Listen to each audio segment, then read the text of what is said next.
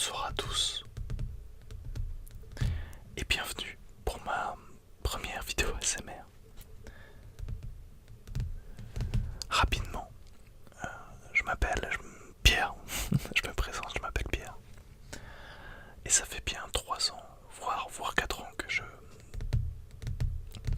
je regarde des vidéos ASMR. Tous les soirs, tout le temps, principalement le soir pour m'endormir et même juste pour me détendre quand je suis sur l'ordinateur le soir.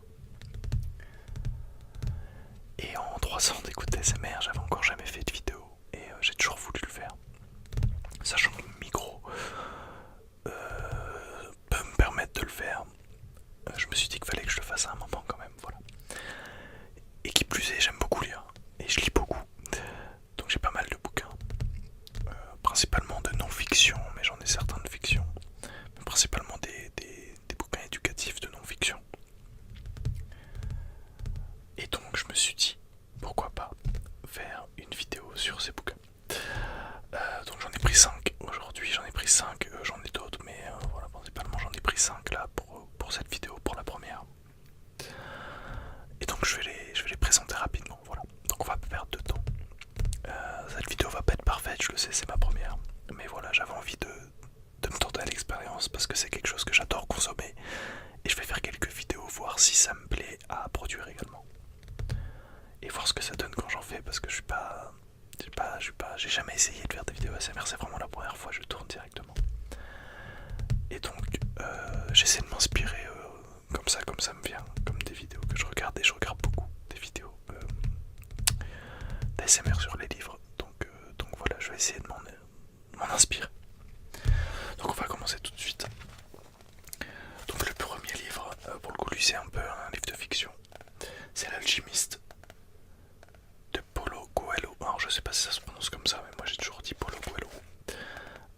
C'est assez connu, ce livre-là, dans le domaine un peu, entre guillemets, développement personnel, entrepreneurial. Parce qu'il y a un fond de développement personnel, mais... Et ce livre est vraiment... je l'ai relu il y a pas longtemps, je l'ai refini il y a 2-3 jours. Et il est vraiment très passionnant. Ça parle d'un berger en fait, d'un berger. Donc alors l'année de... Je regarde s'ils disent l'année au tout début du berger. Je crois pas. Non, ils disent pas l'année. Mais alors je sais pas quelle année c'est pendant l'histoire en fait. Mais du coup ça parle d'un berger au début qui du coup un berger qui a plein de moutons et qui parcourt les villages avec ses moutons. Et ce berger là en fait il fait des... Bon, je vais pas non plus raconter tout le livre pour ceux qui ont envie de le lire, mais globalement il fait un rêve. Il se passe quelque chose dans le rêve, il le fait 2 fois et ça lui met un peu la puce à l'oreille et il va voir une voyante qui lui confirme que le rêve qu'il fait c'est quelque chose qui peut être potentiellement, je sais pas comment m'exprimer là-dessus, mais qui peut potentiellement être réalisé dans la vraie vie et que c'est un signe entre guillemets. Et donc pendant tout le livre on va le voir essayer de réaliser ce signe là, il va faire des rencontres, ça va partir en aventure, il va y avoir une histoire d'alchimiste avec un anglais qui va croiser et voilà, en fait on suit son aventure pendant tout le livre, donc c'est assez court. Il y a combien de pages? Il y a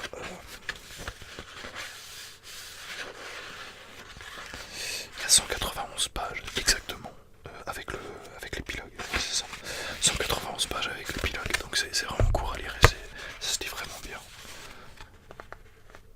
Voilà, c'est vraiment pas compliqué.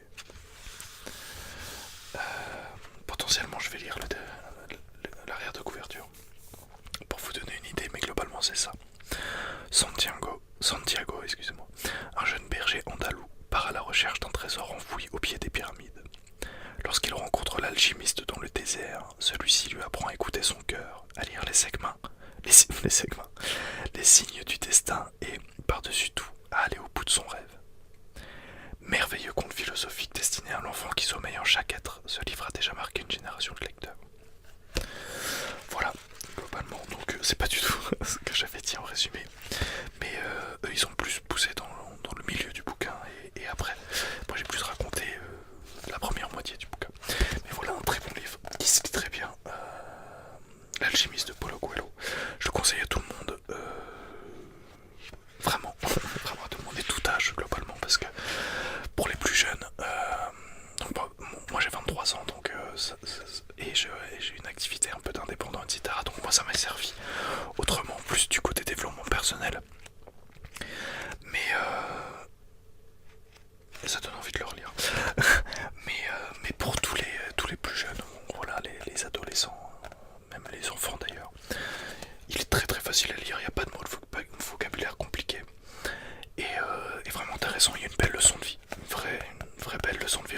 évidemment je vais pas le dire parce que c'est le principe du livre, et c'est dans les 10 dernières pages que ça se joue. Oui, totalement, je viens de regarder. Et voilà, c'est vraiment très intéressant, je le conseille à tout le monde, à tout âge. Après, des personnes potentiellement plus âgées, la leçon de vie, elles l'auront déjà apprise d'elles-mêmes. Mais moi je la connaissais, mais c'est vraiment bien compté, et c'est vraiment super intéressant. Donc l'alchimiste de Paulo Coelho, si je devais donner une note, ce serait un bon 8 sur 10. Voilà, je conseille à tout le monde. Je vais pas vous le poser. On va le mettre là. Deuxième livre, c'est totalement différent. Comme je vous ai dit, moi, je lis beaucoup de livres de non-fiction.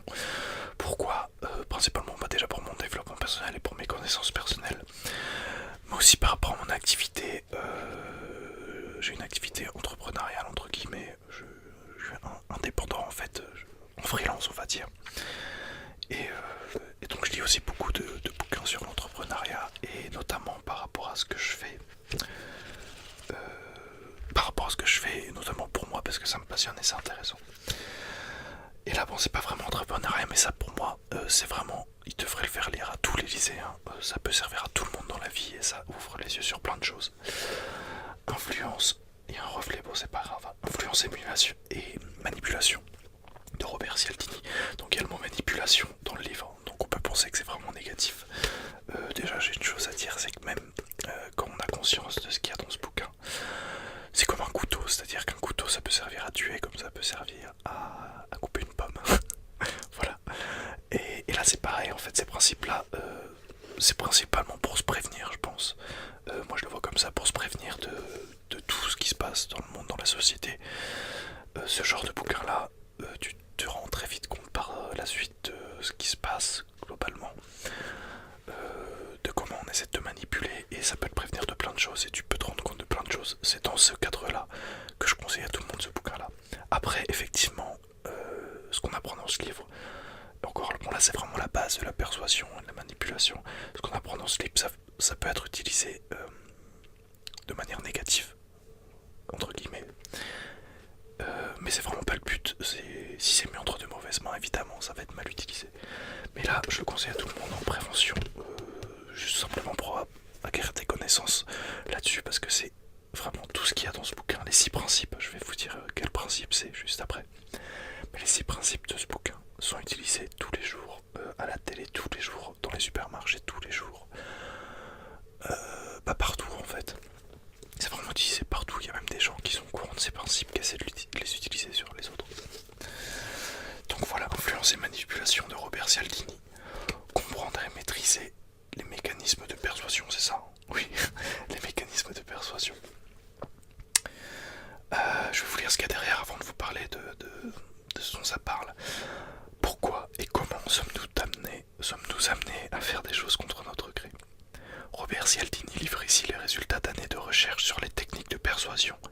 Il dévoile les secrets psychologiques qui se cachent derrière notre tendance à nous laisser influencer, ainsi que tous les moyens employés par les spécialistes de la manipulation, et montre comment les battre sur leur propre terrain.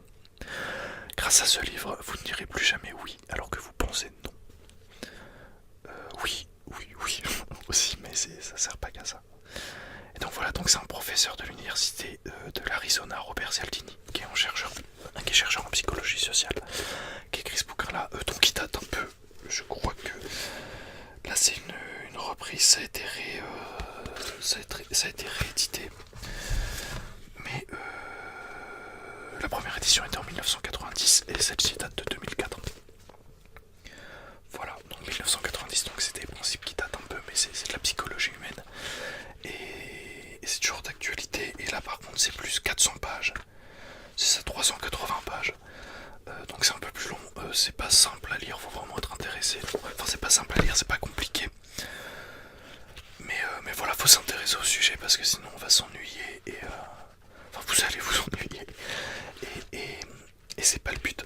Alors les 6 principes, si je m'en souviens pas bien, parce que je vais faire un peu de tête là pour le coup. Les 6 principes globalement énoncés dans ce livre, c'est premièrement la réciprocité. C'est quand globalement si tu donnes quelque chose à quelqu'un, il va se sentir redevable. Voilà, ça c'est un principe qui peut être utilisé, là je le dis de manière basique et ça paraît logique. Mais bien utilisé ou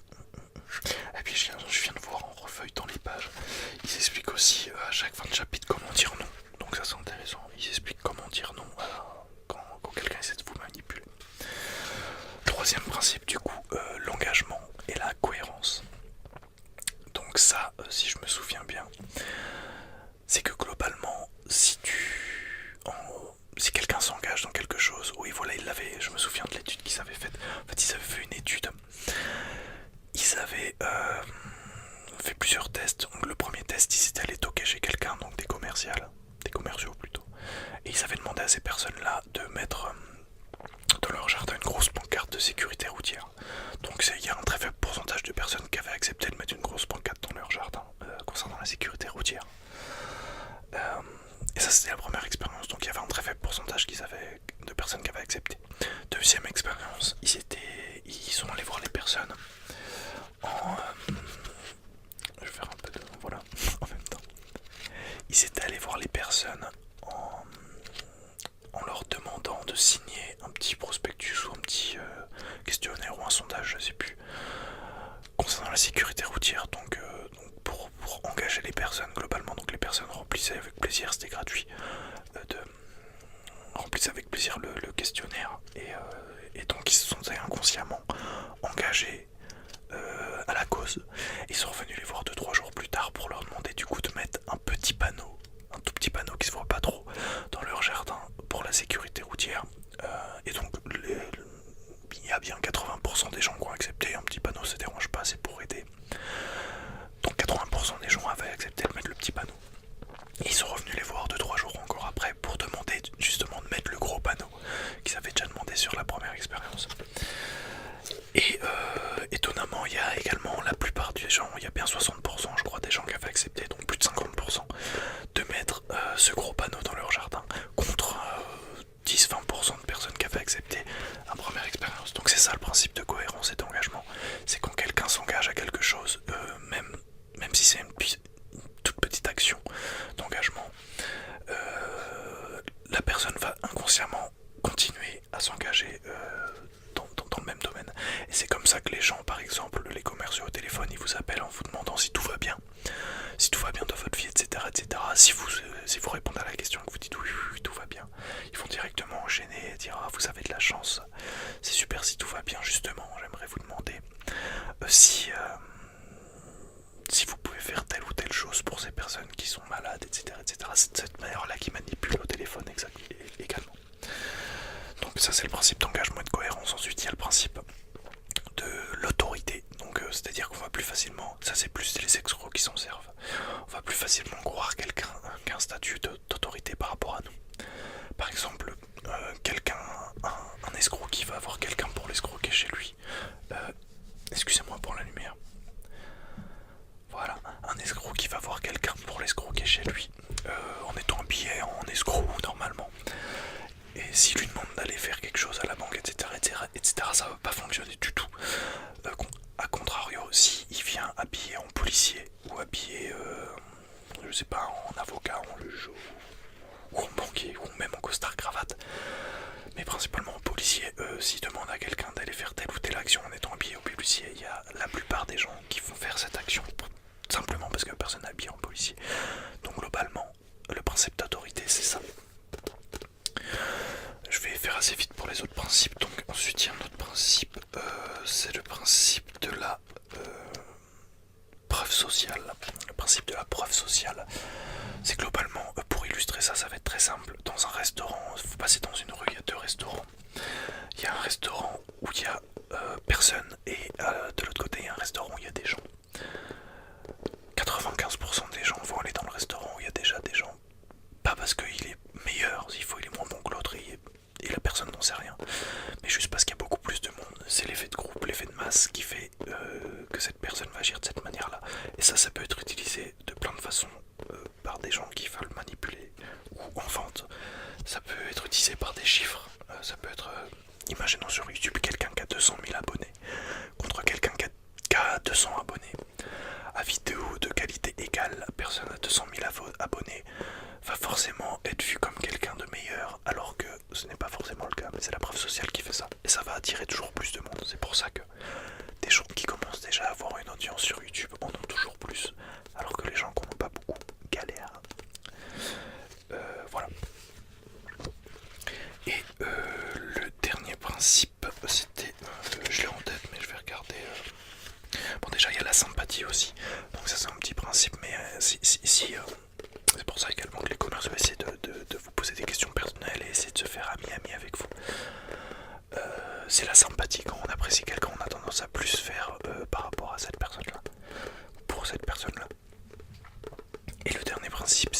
la rareté. Ça c'est souvent utilisé dans les supermarchés ou sur Amazon ou ce genre de choses. On a toujours tendance à vouloir quelque chose qu'on est sur le point de perdre ou qui a une limite dans le temps. Par exemple une offre qui se finit dans 15 minutes. Ce genre de choses. Donc quelque chose qui nous paraît rare, on va tendance à plus le désirer. Et c'est pareil dans tous les domaines de la vie. En amour, des films rares, des cartes rares, plein de domaines, des livres rares, ce genre de choses. Et globalement ça parle de ça en bien plus détaillé bien sûr. Là ça paraît bateau et tu dois sûrement te dire d'ailleurs que c'est logique et que tout le monde est au courant. Et oui, tout le monde est au courant de ces principes là globalement pour la plupart. Mais peu s'en souviennent dans la vraie vie, peu s'en rendre compte lorsque quelqu'un essaie d'en abuser sur eux. Et globalement c'est pas aussi bien expliqué dans le bouquin. Là j'ai vraiment, mais bon, il y a 400 pages qui parlent de ça, donc là j'ai vraiment fait vite quoi.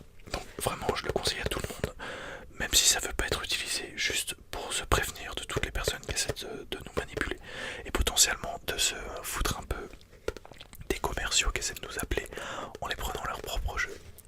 Et ça c'est marrant, et des fois c'est indiqué à l'intérieur dans le comment dire non à la fin de chaque chapitre. Des fois il y a des petits trucs qui est dit de manière humoristique pour manipuler les gens qui essaient de nous manipuler, et c'est plutôt marrant.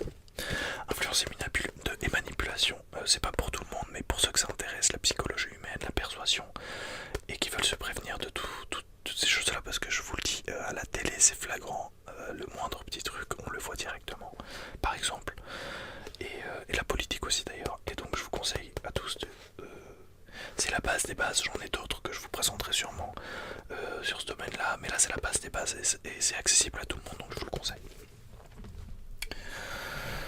Ça fait déjà 20 minutes, c'est un peu long, mais bon, c'est pas grave. Troisième livre, j'avais dit que j'en avais 5, au final j'en ai 4.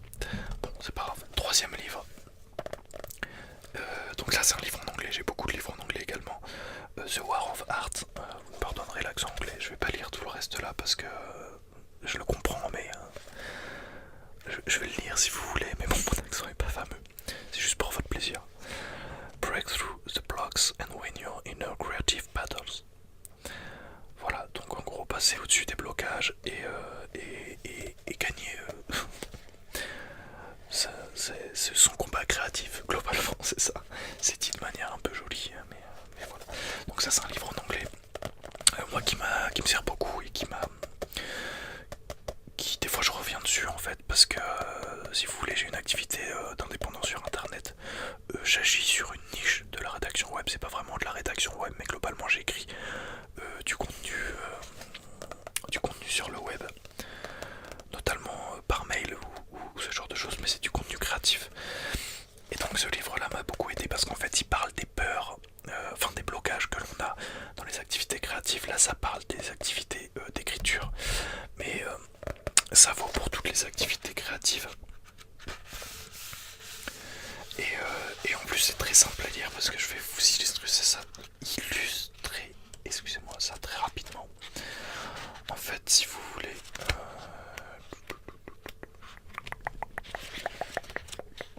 voilà une page qui prend bien en exemple. Bon là c'est pas vraiment le meilleur exemple, on va le prendre là.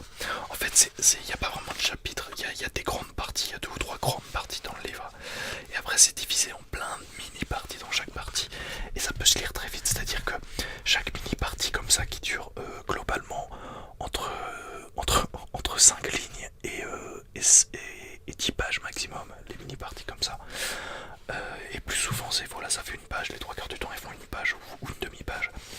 En fait c'est divisé en mini-parties et ce qui est bien c'est que ce livre là, si t'as pas trop le temps de lire dans la journée, bah tu peux juste lire une partie par jour par exemple, ou une partie chaque soir, ou 2-3 parties, et ça se lit très rapidement et très facilement. On voit pas le temps passer en fait, parce que les mini-parties en fait elles sont très rapides à lire et c'est très espacé l'écriture, c'est vraiment très espacé, donc c'est très rapide à lire.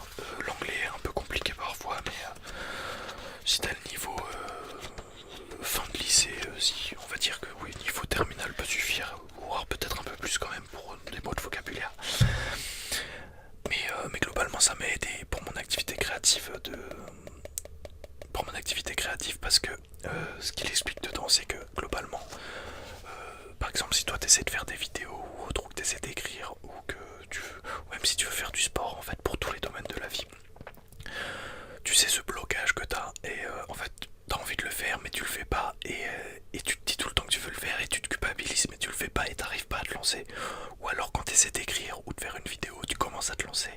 il n'y a rien qui sort, il n'y a pas de mots qui sortent, ou il n'y a pas de mots de ta bouche, des mots qui sortent sur ton clavier.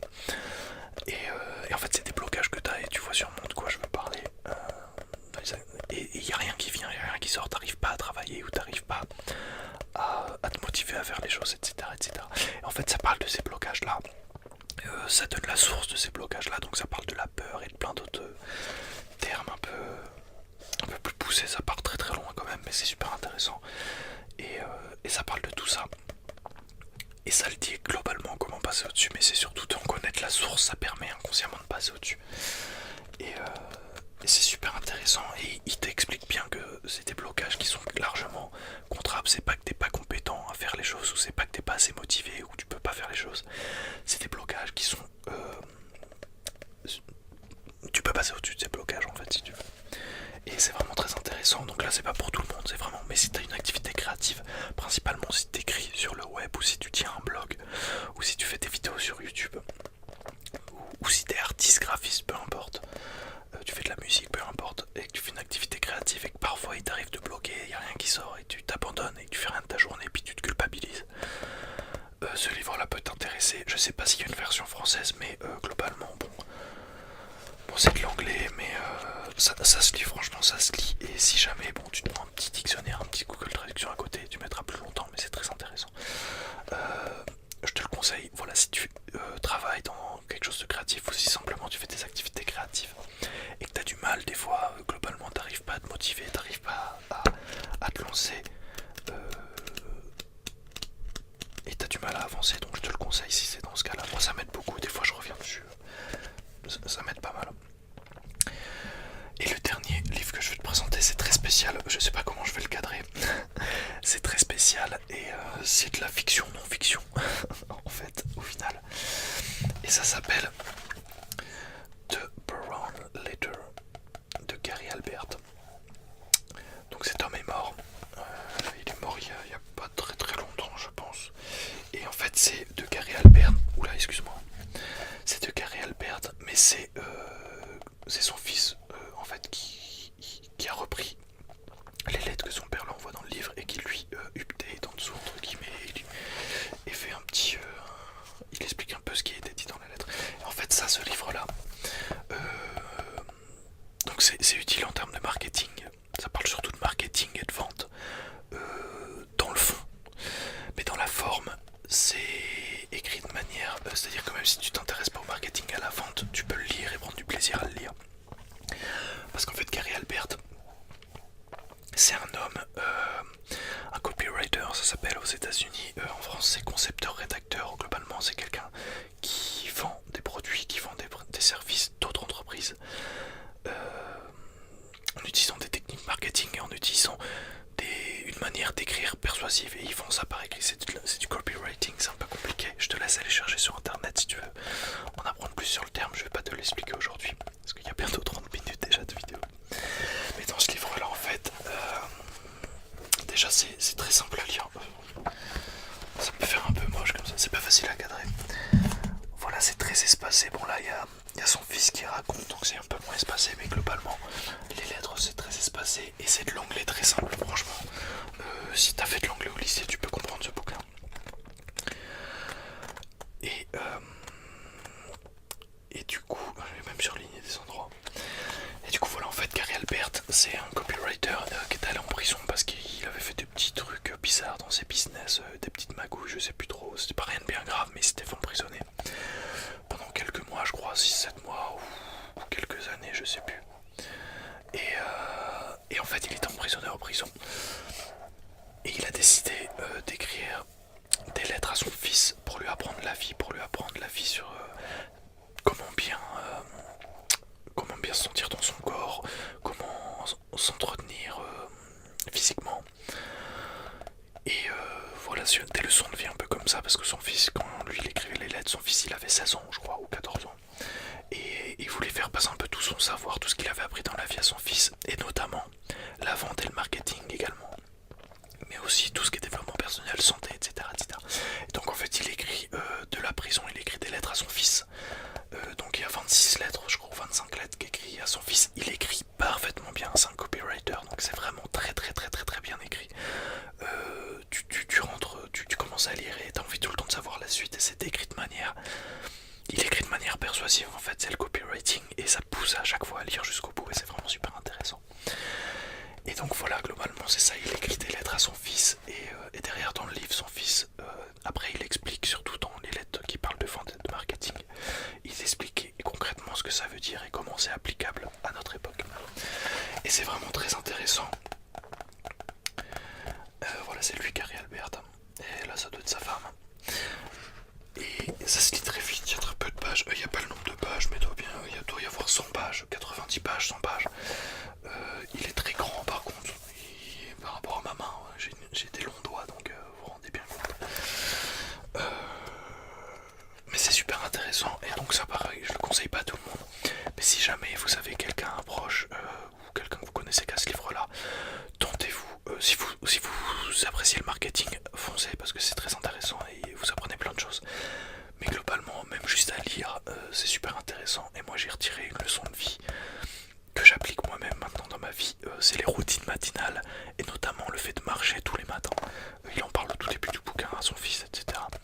Et bon, t'as pas besoin de ce livre-là pour en connaître les bienfaits, mais de la manière dont il l'a expliqué, ça m'a donné envie de le faire. Et depuis, ça fait plusieurs mois que je le fais, oui c'est ça, plusieurs mois, ouais, presque plusieurs années, mais presque un an. Et je le fais tous les matins et ça m'apporte beaucoup de choses. Donc déjà il m'a apporté ça et il m'a apporté également beaucoup de connaissances. Donc voilà, The Brown Letter de Gary Albert. Et si vous vous intéressez au marketing et au copywriting, si toi qui m'écoutes tu connais ce terme, va voir tout le travail de ce mec là parce qu'il est très très fort. Voilà, globalement, pour les 5 livres, pour les 4 livres. Donc The Brown Letter, The War of Art, Influence et manipulation, qui m'a pris la moitié de la vidéo. Voilà, c'est lui le responsable. Et lui, c'est mon petit préféré, L'Alchimiste de Paulo Coelho. Ça se lit très vite, c'est très bien écrit, c'est une super aventure. Je conseille à tout le monde, L'Alchimiste de Paulo Coelho. Excuse-moi, c'était un peu fort. On se retrouve très bientôt, en tout cas merci d'avoir écouté cette première vidéo SMR. Et je vais en refaire très probablement très bientôt, donc voilà. Merci à toi d'avoir regardé cette vidéo et si tu as des conseils, si t'as des conseils pour que je puisse m'améliorer, si tu veux que ce soit plus court ou si tu veux que je présente plus des livres de